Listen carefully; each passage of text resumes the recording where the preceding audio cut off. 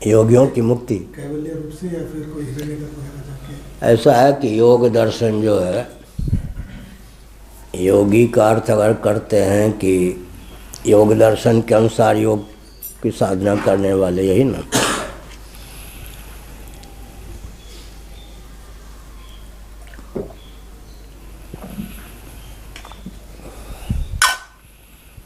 यम नियम आसन प्राणायाम प्रत्याहार धारणा ध्यान समाधि, ये योग के 8 अंग हैं। 8 अंगों का वर्णन उपनिषदों में पहले से ही है, बल्कि हमें मालूम है योग दर्शन में जितने सूत्र हैं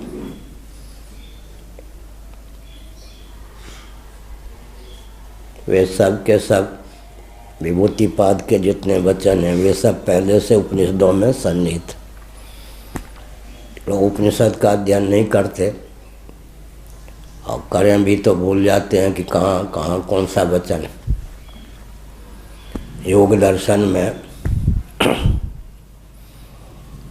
द्वैत का मंडन है या द्वैत का एक विचारणीय प्रश्न है, लेकिन योग दर्शन का जो तात्पर्य है अद्वैत में ही सिद्ध होता है।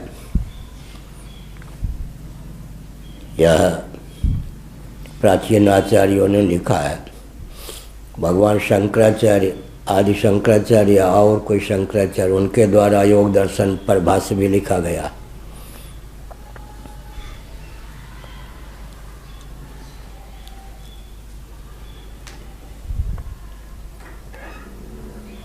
उसमें विद्यारण्य स्वामी जी ने योग का तात्पर्य अद्वैत में कैसे सिद्ध होता है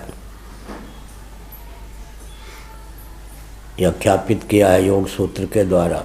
पर्यवसान अद्वैत में है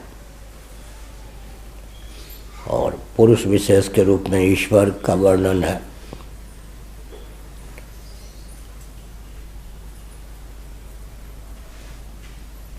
ईश्वर प्रणिधान में ईश्वर शब्द है ही। और कोश के शोधन के लिए बहुत बढ़िया है। यम नियम के द्वारा अन्नमय कोश, जो पंच ज्ञानेन्द्रिय पंच कर्मेंद्रियों का अभिव्यंजक संस्थान है, अंतःकरण का भी। 5 कर्मेंद्रियों में दिव्यता लाने के लिए 5 यम हैं। 5 ज्ञानेंद्रियों में दिव्यता की प्रतिष्ठा के लिए 5 नियम हैं। अन्नमय कोश के शोधन के लिए आसन है। प्राणमय कोश के शोधन के लिए प्राणायाम है। प्रत्याहार धारणा मनोमय कोश के शोधन के लिए है ध्यान। विज्ञानमय कोश के शोधन के लिए समाधि। आनंदमय कोश के शोधन के लिए। 5 कोशों के शोधन की आवश्यकता वेदांतियों को होती है,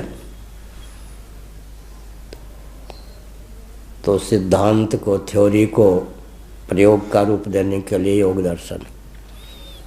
हमने वेदांत के अनुसार 5 कोश से अतीत आत्म तत्व है सुन लिया। निष्ठा प्राप्त करनी हो तो फिर अष्टांग योग का अवलंबन आवश्यक।